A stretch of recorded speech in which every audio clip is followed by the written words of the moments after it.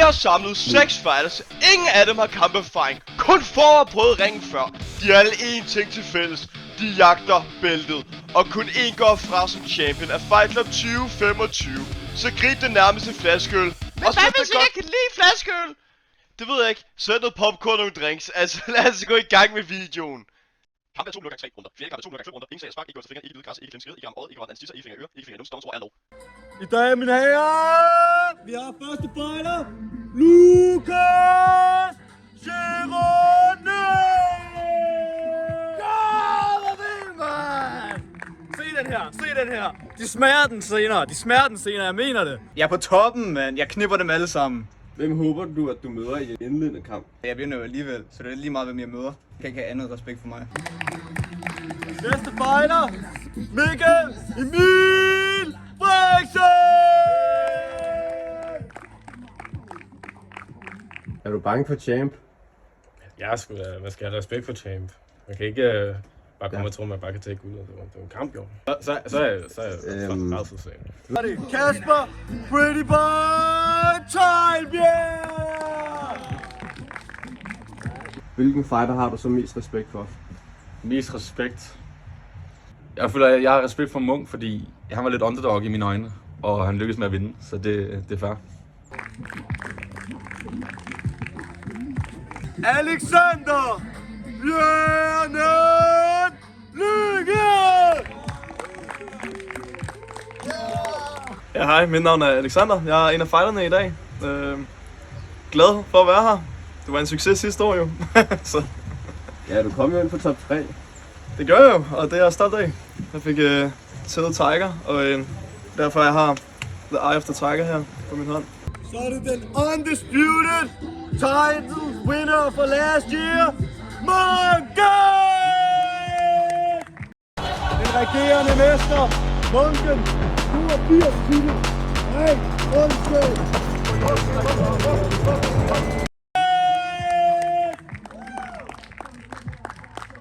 Jeg er tilbage.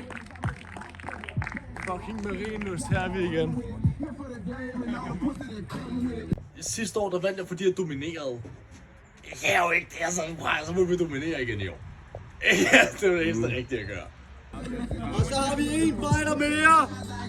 NS! Men han er forsinket. Så.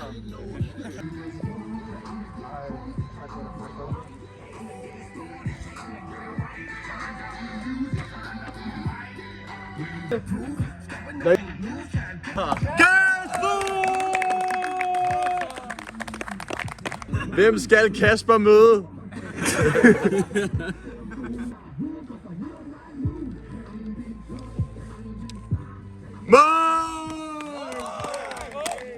Allerførste kamp overhovedet, og jeg har taget ham som er undefeated. Jeg har fået at vide, at det er Kasper, som der er min første konkurrent. Fordi at sidste år, der vandt jeg ved at samle folk op og kaste ned i jorden. Kasper, han vejer fucking meget. Perfekt. Okay. Kom her. Alright. GG. Coming up. Pretty Boy vs. Champion. I det højre hjørne har vi Kasper Pretty Boy!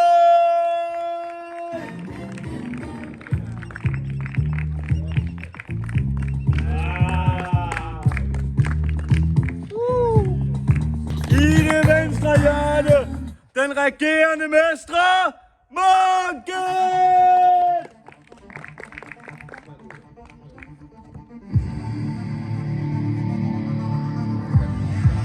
Og vi gør det igen i år. Så skal prøve at sætte midt til dig. 3, 2, 1, kæmp! Det er fucking meget pisse.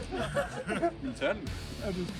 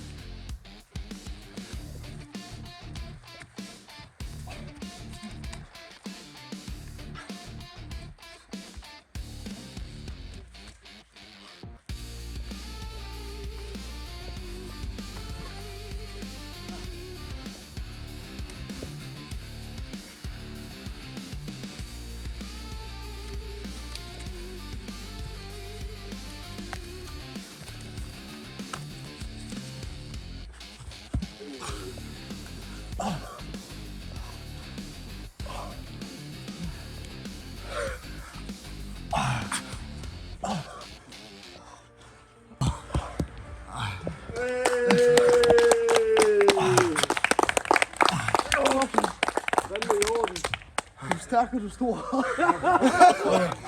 Første runde vinder by submission. Kasper! Jeg tænker hjem fighten.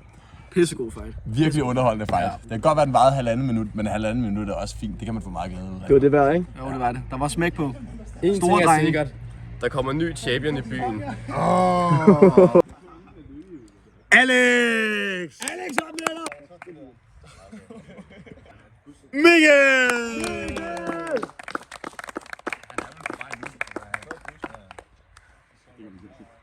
Oj!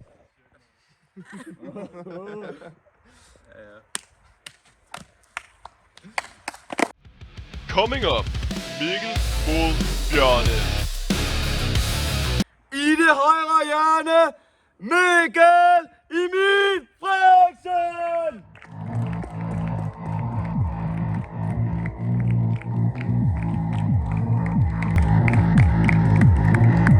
I det venstre hjørne, Alexander Bjørnen Lynge! Woo!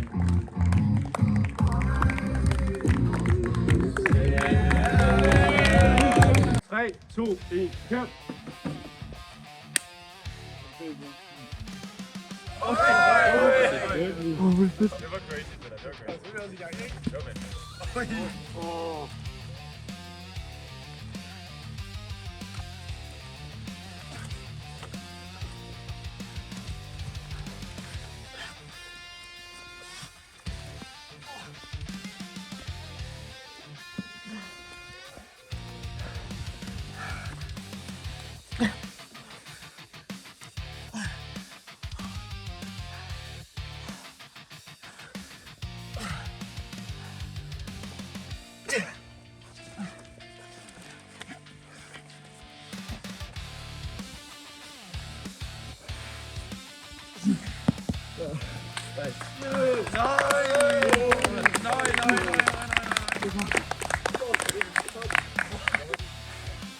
Første runde submission, Mikkel.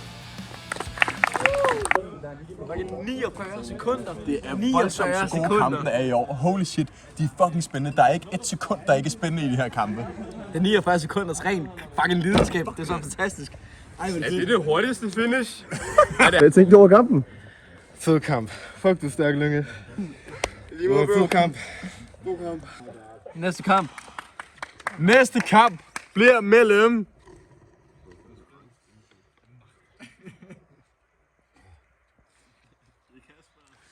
Julius! En vent jo. Det skal vi lande på den. Ennis. Så du skal mod Ennis? Jeg skal mod Ennis. Har aldrig mødt manden før. Jeg glæder mig. Det bliver jo surprise. Jeg kender ham ikke. Jeg tror egentlig, i dag bliver det lidt mere sådan kontrolleret. I hvert fald med Enes, og så må man lige se. En kontrolleret version af Lukas. En kontrolleret, ja.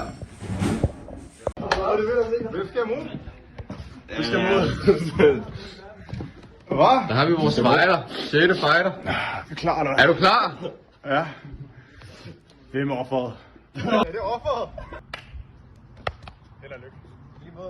I det højre hjørne, Lukas Julius Gironi! Folk kommer op og spørger mig, hvad der er Brian. Så nu vil jeg fortælle dem. Kom nu! I det venstre hjørne, Enes Lag!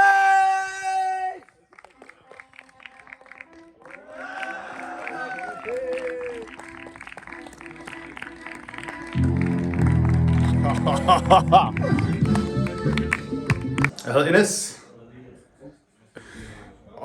Ja, jeg er klar til at slås. Hvad er din plan? Så altså, hvad, har du tænkt at bruge en bestemt teknik, eller hvad? Jamen altså, være så lavt nede som muligt, og så bruge hans vægt imod ham. Altså, det gælder om bare at have fødderne så godt plantet på jorden som muligt, uden at falde, ikke? Og jeg har det her motto, altså sådan, no pain, no gain. Jeg deler gerne min smerte med min modstander, ikke? Altså, jeg er lidt ligeglad, hvor meget jeg kommer til skade, så længe min modstander også kommer lidt med, ikke? Så lad os se.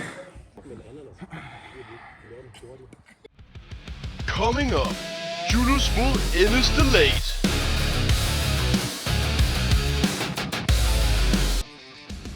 Er I klar, dreng? Ja. 3, 2, 1, kæmp! Okay, kom da.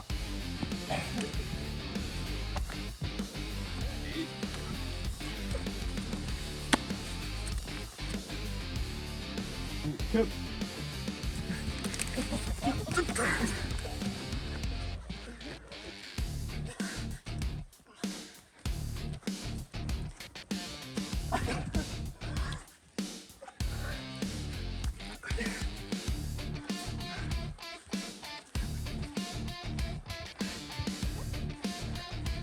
Et minut er der gået.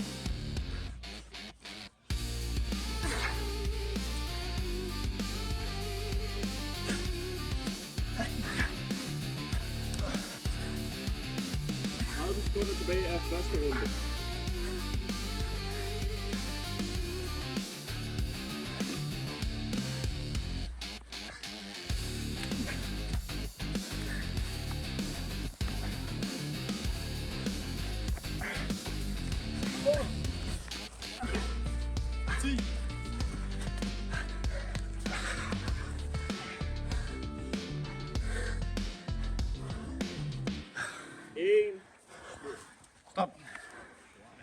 Kamp, hold da op. Sindssygt kamp. Der er smadret på. Det er nogle store drenge.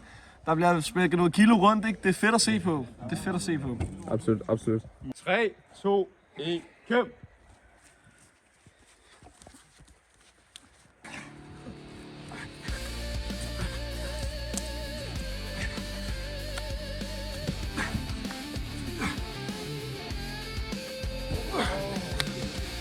Stop.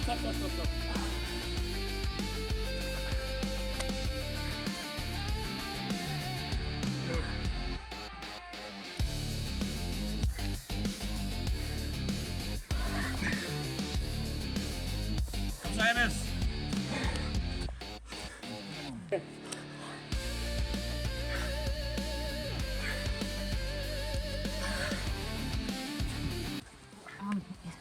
Er du okay? Balen for helvede! Er du færdig?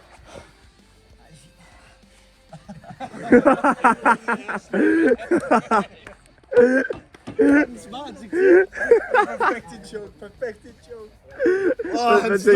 Hvad tænker I om det? Han slog ham fuldstændig. Altså bare lige at fyre, han var skadet, og så... Den tror jeg altså ikke er helt clean, den der.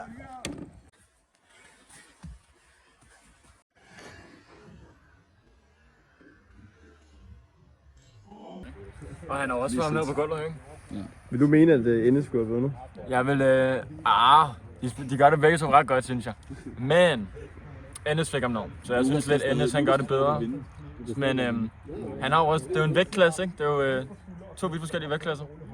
Så hvis man ser Lyngehan mod Ennis, så vil det gå lidt anderledes. Fuck, hvad er det, du prøver at sige, mand? Tror du Lynge vil tabe? Nej, jeg tror, man vil. Tak. 3, 2, 1, kæmp!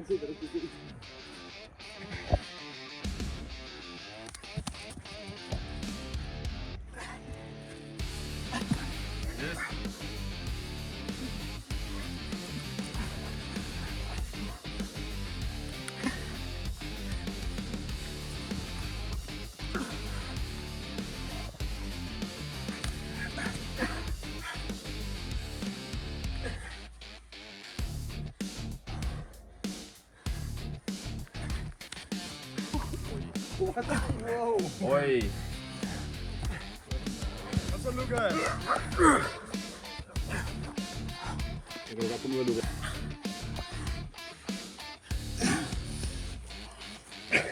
Første minut er gået.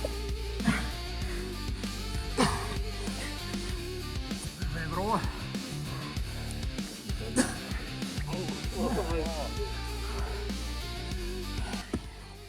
Der var du. Du er klar?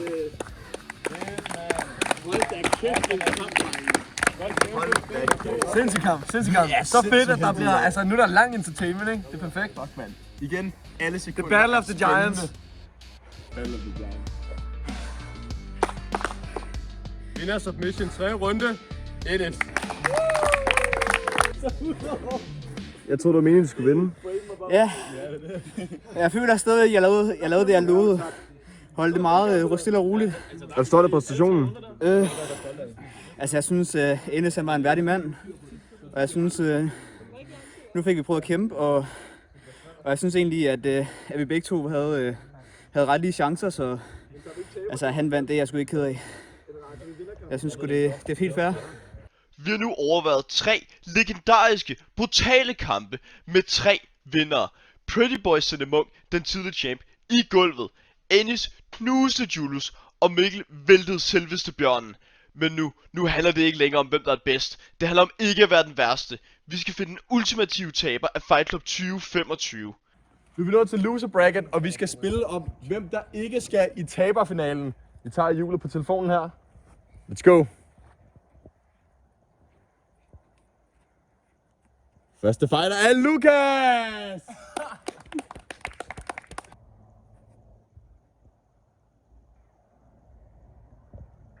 Mål! Hey Lukas, jeg har kigget på dig hele aftenen. Ved du, jeg har opdaget, at du er meget, meget lavere end mig. Så ved du, hvad det betyder? At uden at jeg kan gøre noget ved det, så ser jeg bare ned på dig. Så det er det svært at trække vejret, når jeg choker dig? Nej, fordi heroppe, ikke, der er den renere. Den er ikke forurenet, det der lort, du har kørt dernede. Okay. Ja. Vi får se. Jeg regner med at vinde. Altså, det kan jeg godt, det der. Prøv fucking, vi tager ham så hårdt. Næste kamp bliver Munk mod Julius. Kampen om 4. plads kæmpes nu af Lukas Gironi! Folk kommer op og spørger mig, hvad der er Brian. Så nu vil jeg... Den anden kæmper, der prøver at kæmpe om en flot 4. plads, er Munken!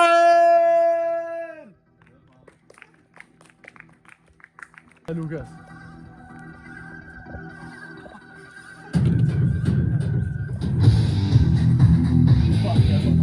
Hej.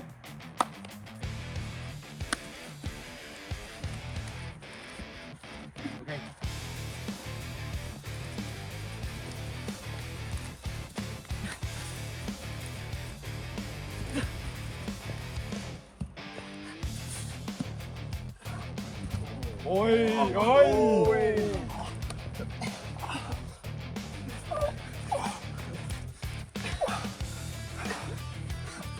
Sådan, mand. Fucking Christ.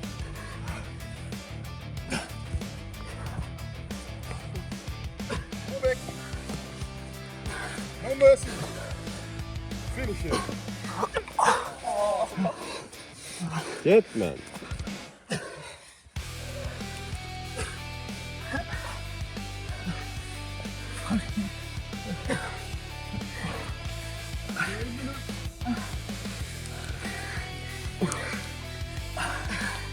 Kom op! Kom så, Lukas! Kan det være lidt træt på så? Du skal ikke kæmpe igen, mand.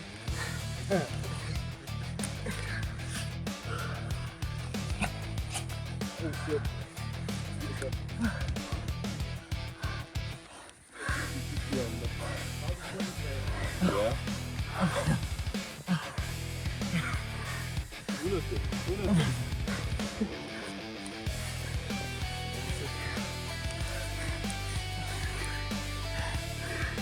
Unødte.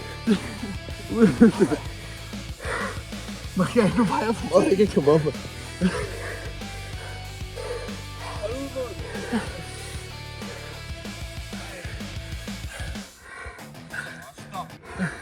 Slap. Morgen bløder. Morgen bløder. Første runde. Fucking Christ. Lukas, altså, dominerer champ, former champ, første runde. Hvad foregår der? Jeg havde aldrig set den her komme. Sindssygt fight. Totalt overraskende. Altså, vægten er meget. Det er noget af et opsæt. Uden tvivl. Den mest overraskende kamp, jeg nogensinde har set i Fight Nights historie. Det vil jeg sige. Altså, man har jo regnet med champion, der kommer champion mod en, som måske ikke er blevet set som at skulle score det helt store point. Og så ser man, hvordan han bliver domineret. Champion bliver domineret, som alle tidligere har set som en gud næsten i det her event. Altså, hold det op. En omvæltning på hele konkurrencen. Den her kamp, en crazy runde, altså. Hvem har set det her komme? Hvem har set det komme? Ingen. Men det kan man nu se i Fight Club 2025 på YouTube. Nej. Kom så. 3, 2, 1, kæmp!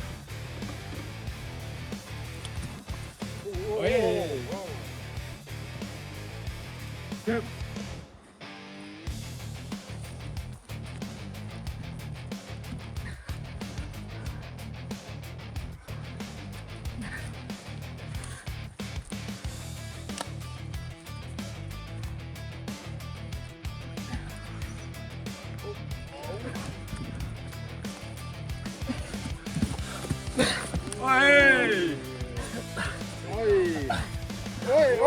Den er igen!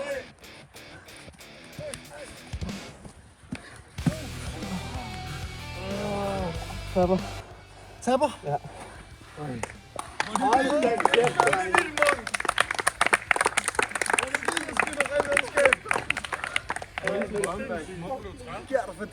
Fuldstændig vanvittig afslutning. Hver kamp overrasker mig. Det er så cool. Den har jeg ikke set komme. Submission anden runde. Monk.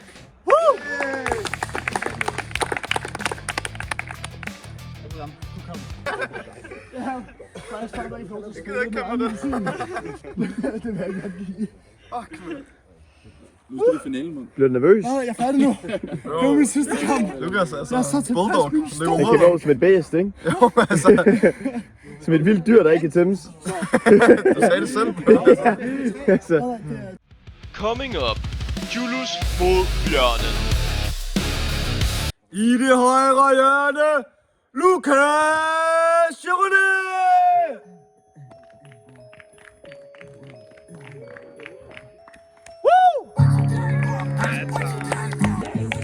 Hans modstander i det venstre hjørne, Alex Bjørnen Lynge!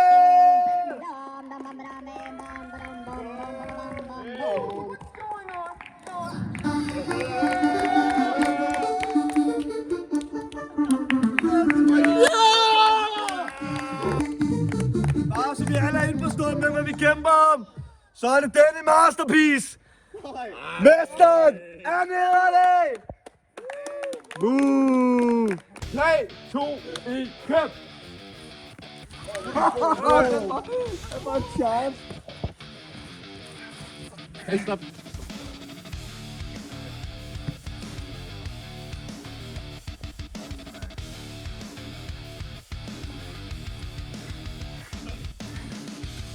Sekunder tilbage.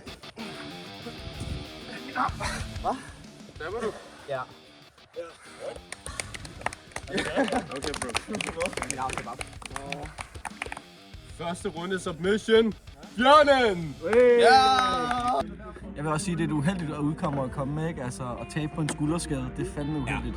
Altså, der var power over feltet, der var smash på. Jeg så gerne, at han lige hive en sejr med hjem i dag. Desværre var det ikke, som udfaldet var. Det fortjener han efter den Monk-display, han lavede. Første runde, ikke? Altså nok den mest overraskende runde i hele Fight Club. Så han slog den tidligere champion i en runde. Det var fandme vildt. Desværre.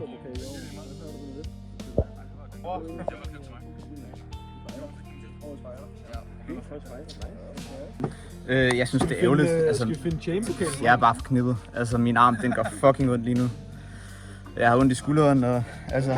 Hele kroppen, ikke? Hele kroppen. Så, det er ikke din dag måske lige nu. Nej, altså, jeg synes, det er gået fint. Jeg synes faktisk, det er gået meget fint. Bedre end forventet? Jeg er lidt ked af, at jeg ikke kunne kæmpe videre, altså, men jeg er bare brugt. 2026. Hvad forventer du der? Comeback. Comeback? Der hiver du en sejr med.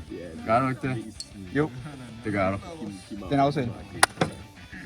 Så ses vi der. Næste år. Mærk med mine ord. Jeg vinder det hele. Mark my words. Next year champion.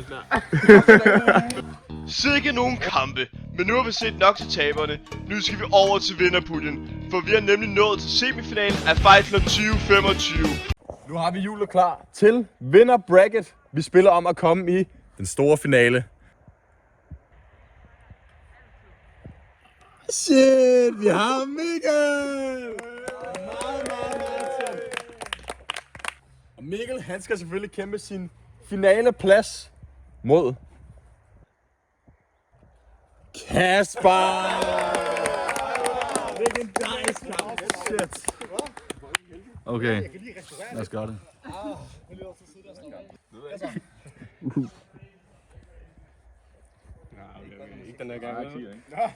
Jeg kommer nok til at kæmpe 3 gange. Nej, ikke fordi jeg siger, jeg vinder, men... Bruger du steroids? Det ved jeg ikke. Halvår, tror jeg. Coming up, Pretty Boy vs. Mikkel. I det højre hjørne, Mikkel Emil Frederiksen!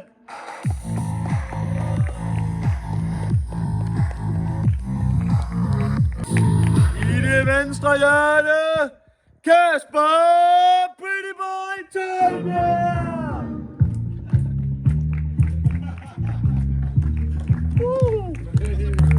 Mikkel med sin nye record 1-0, og Kasper med sin nye record 1-0. Er I klar, drengen? Er du klar? 3, 2, 1, kæmp!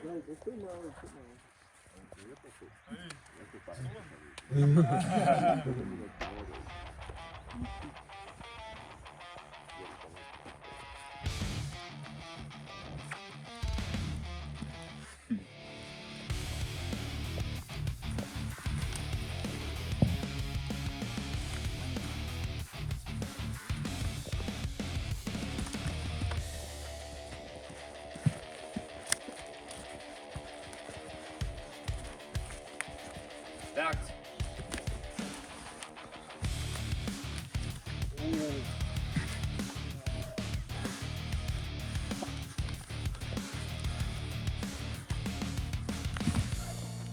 Ui.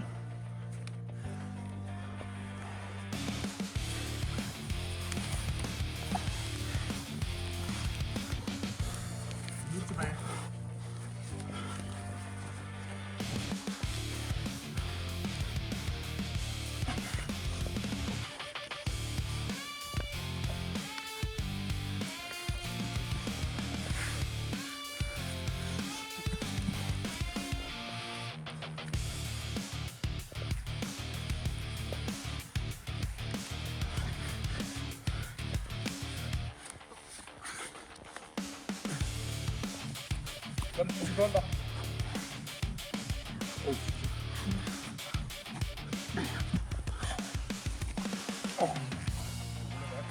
Fem. 1. Stop! Godt kæmpet. Altså, wow. Nogle kæmper vi har her. De kan fandme ikke op, det må man sige. Det er her, man kan mærke, der kommer førstepladsen, ikke? Det er det, man vil. Rigtig godt, altså. Kasper han pacer sig selv, man kan godt se Mikkel, hans defensive, ikke? Han er klar. 3, 2, 1, kæmp!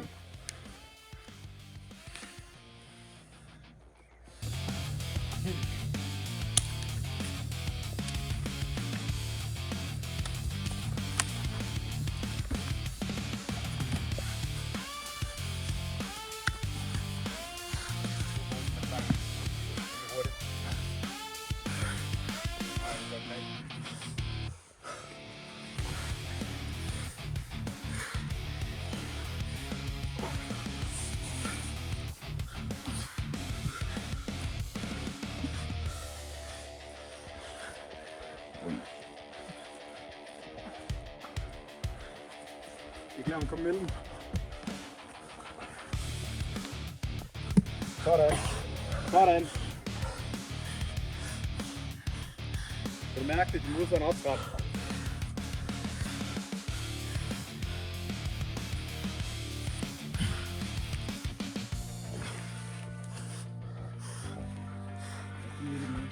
Brug benene.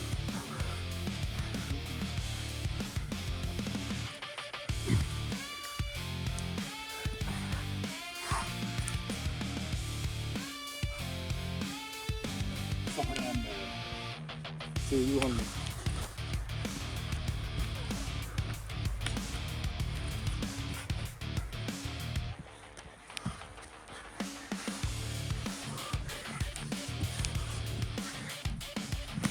Oj!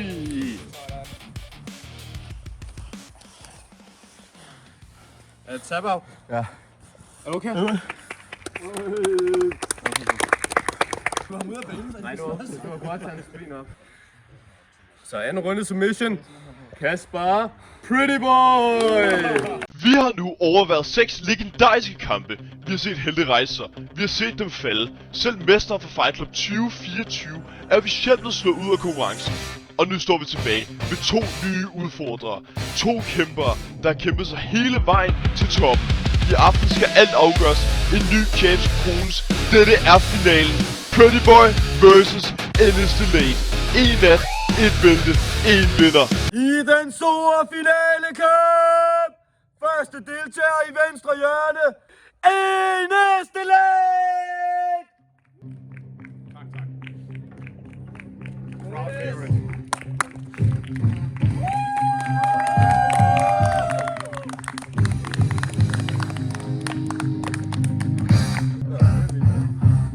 I det højre hjørne, hans modstander med 2 sejre, Kasper, the Pretty Boy!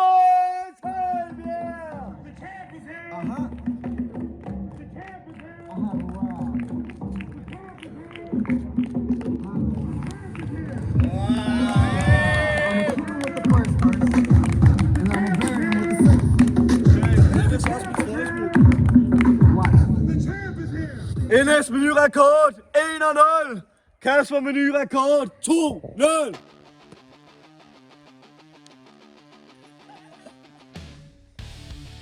Klar? Ja. Er du klar? Ja. Kæmp!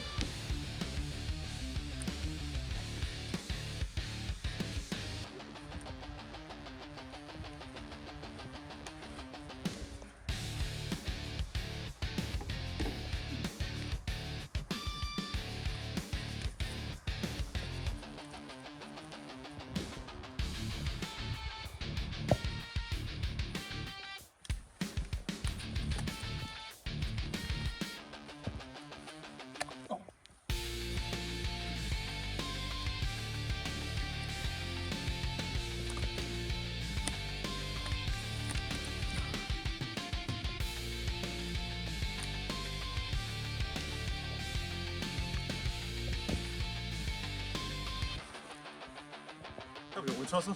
Kan du høre?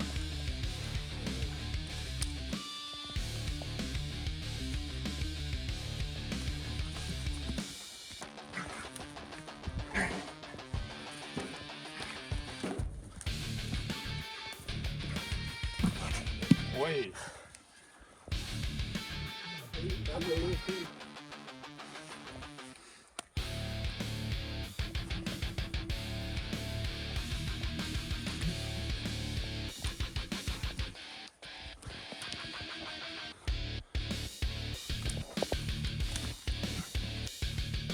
Halvandet minut. Så kommer tilbage.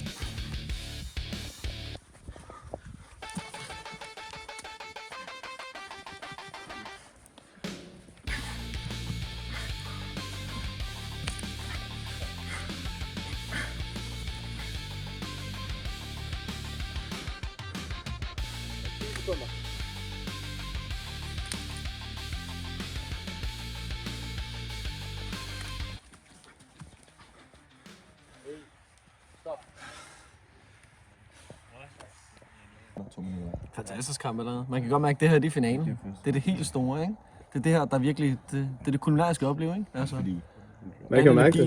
Jamen det kan man. Man kan mærke deres vrede, deres styrke, ikke? Hver gang man hører. Det er som det bliver gjort på mig. Fantastisk oplevelse. Ja. Kæmp!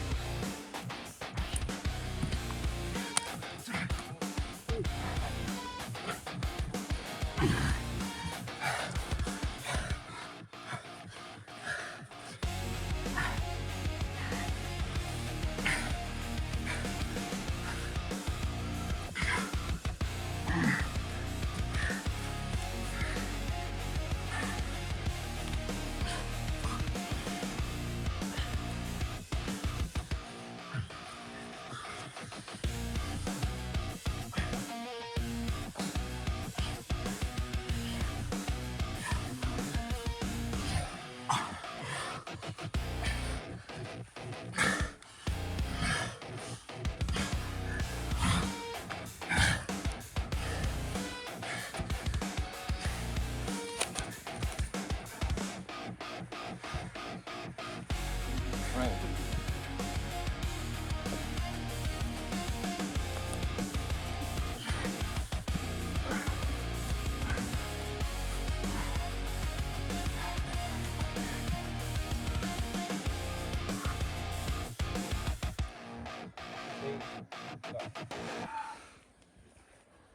går hårdt til den. Hold da kæft. Altså, der er energi i den her kamp, men man kan også mærke, det er energi, de har brug for nu. Jeg er simpelthen så mesmerized, altså jeg er helt fordybet i det. Jeg ved ikke, hvad jeg skal sige. Forestil dig, at du har kæmpet 3 kampe, nu er det nu, det kigger helt ind, ikke? Det er nu, det kulminerer, det er nu, du skal vinde. Du har kæmpet 2 kampe, alt er stadig hårdt, ikke? Altså, du ved det. Jeg ved det. Woo! Pretty boy, er du klar? Ja. Er du klar, Enes? Ja. Kæmp!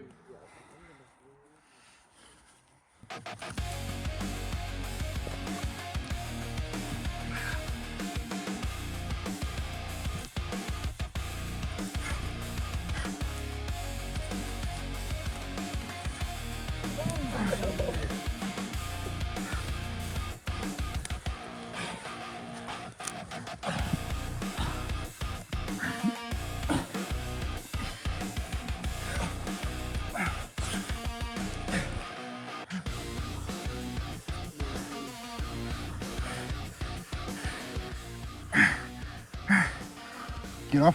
Nej. Er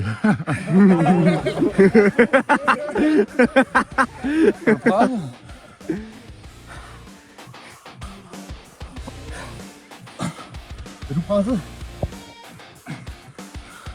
Det er du. Godt at høre. Det er han ikke.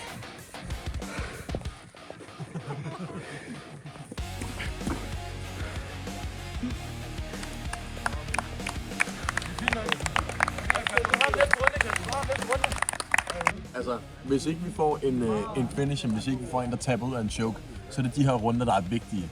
Fordi det er ikke en tvivl af, der er ikke nogen tvivl om, at der er lige en runde, der er blevet domineret af en fighter, og der tidligere har været runder, der er blevet domineret af en anden fighter. Hver runde tæller stort, ikke? Altså, du skal virkelig have impact hver gang, du kæmper. Ja. Du skal gå ind og ved det hver gang. Lad os se sådan her. Udfaldet var ikke det, den var første runde. Jeg må sige sådan. Ja, og der er ikke tid til at slække på en runde nu. Ja! Hej!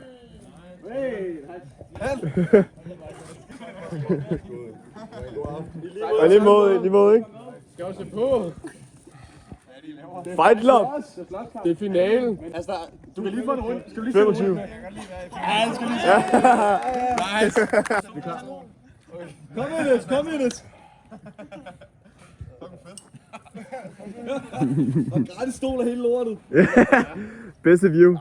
Det er runde. Er det årligt det her? Det er årligt? Ja, ja, årligt. Ja, jeg melder mig til næste år. Er du klar? Ja. Pretty boy, er du klar? Ja. Kæmp! Og det er 4. runde. Det er slået, ikke?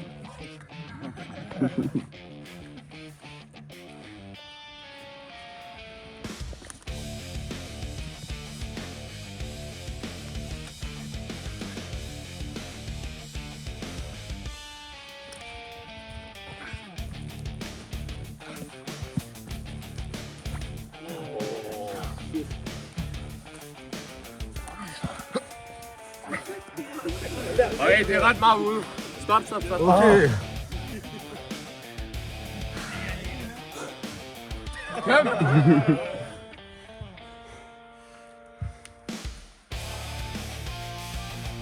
er det gået 1 minut tilbage af 4. runde.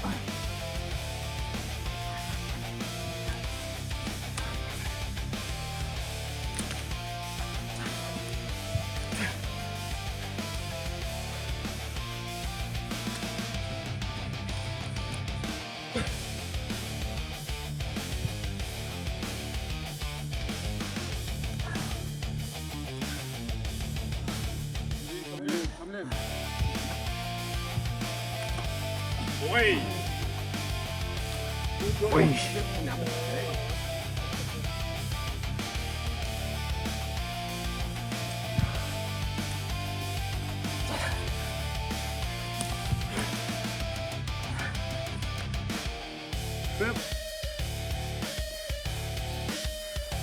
Stop! Altså, som jeg sagt, det bliver jo kun vildere herfra, ikke? Det går kun én vej, og det er op. Og det er opad. Hvordan har du det? Hvordan har du det? Har det fint? Ja? Nej, det var ikke. Men jeg skal du en runde mere, eller hvad? Jeg skal lige se finalen. Altså, det er en crazy kamp. Synes du, den her kamp er mere crazy end den sidste? Det er en god finale. Ja, det er en virkelig god finale. Hvem tror I lige nu vinder? Hvem hæver I på? Jeg er lidt bange for, at Enis er meget umættet. Altså til at gøre, altså jeg tror sgu, det bliver meget lige. Jeg har en god drengegruppe, der er helt klar ved at være med til det her. Okay. 5. runde, dreng. Finalerunden. Sidste runde. Er du klar? Ja. Sølvboy, er du klar? Kom med. Kom!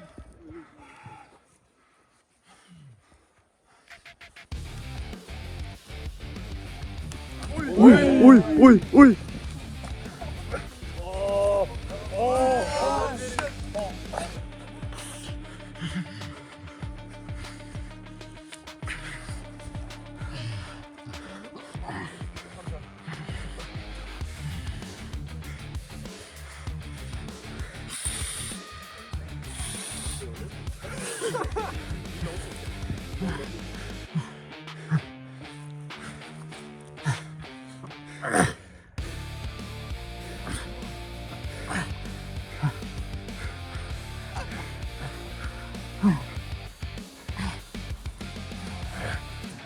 Okay, stop. Kom så, dreng. Sidste minut af Fight Club 2025. Kom så. Ja, 40 sekunder.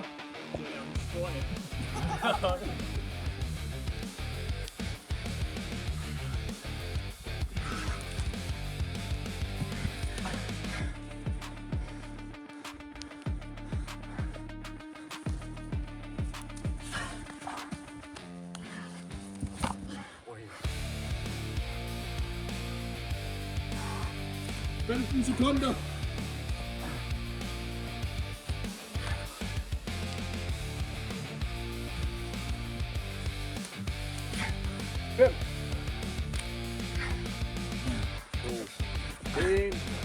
Slut op.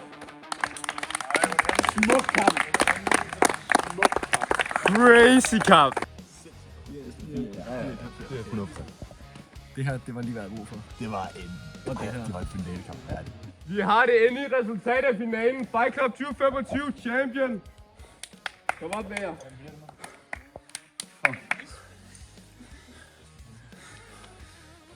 Med stemmerne 4-1. Kasper!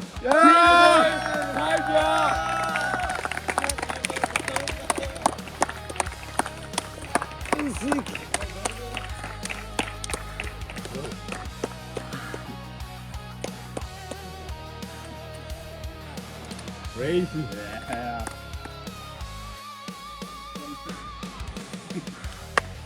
Were you not entertained?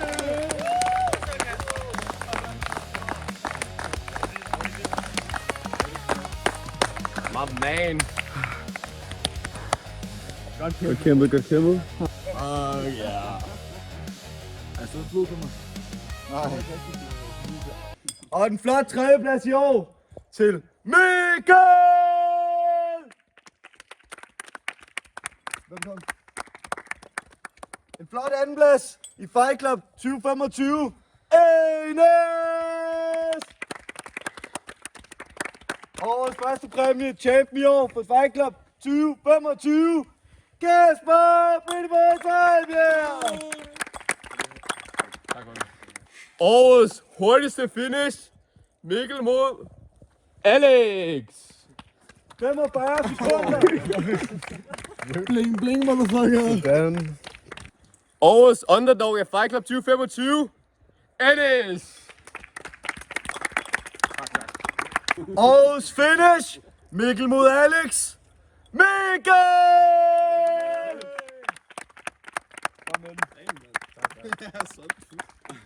Årets kamp af Fight Club 2025. Selvfølgelig finalen. Tak. Og vinderen af Fight Club slutter selvfølgelig af med den største af dem alle. Præmien er vinderen. Titlen er din. Alt er dit. Hæderen er dit. Yeah! Pretty boy! Tak for det. Mesteren er nede! 2025 Fight Club! Lukas! Vis den! Prøv at se her. Den er smuk. Næste år får jeg den der. Hey! Ikke mit bælle, du. Ikke mit bælle.